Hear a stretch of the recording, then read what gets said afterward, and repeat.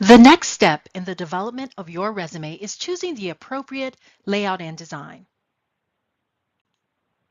These elements are important for several reasons. Your resume is your first impression on the hiring manager. If it's done right, it should communicate professionalism, attention to detail, and most importantly, emphasize your relevant skills and experience, the experience that will matter most to the employer.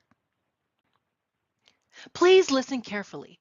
Your resume should discuss skills, credentials, and qualifications that answer the hiring manager's posting. Choosing an effective layout and design is the critical foundation for helping you highlight your qualifications and get your resume noticed. There are no standard templates when it comes to resume design, but it is important to keep in mind that there are standards of professionalism, visual appeal, and readability that all resumes should follow. Here are some best practices to assist you in creating a professional document that helps you stand out in a good way and avoid things that may be potentially distracting.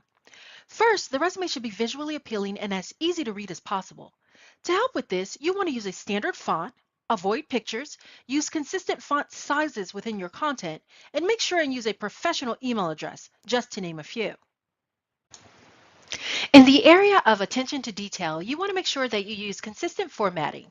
So for example, if you bold one position title, you should bold all position titles. Or if you align one date to the right-hand margin, all dates should be aligned to the right-hand margin.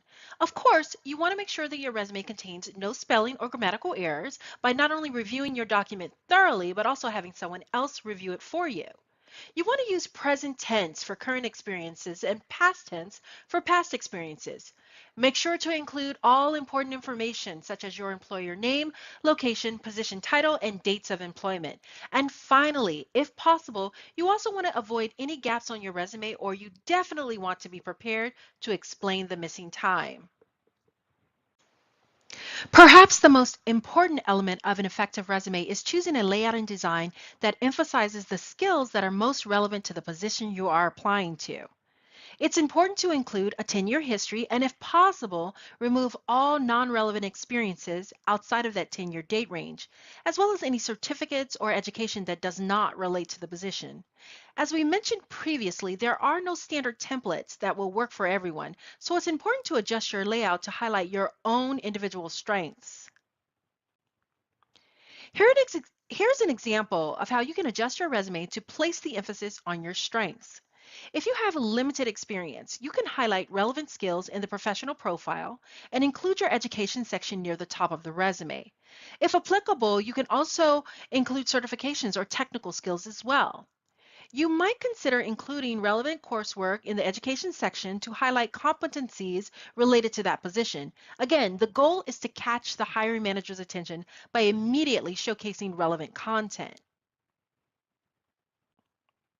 If you have related experience, but it's not your most recent experience, you might want to consider splitting up your work history into two separate sections, a relevant experience and an additional experience section. This will help the hiring manager immediately identify your relevant work and skills related to the job. Below this video, you'll find resume samples and templates based on your program. These documents will help you quickly identify how to select the sections that will work best to highlight your specific skills, talents, and qualifications in a resume.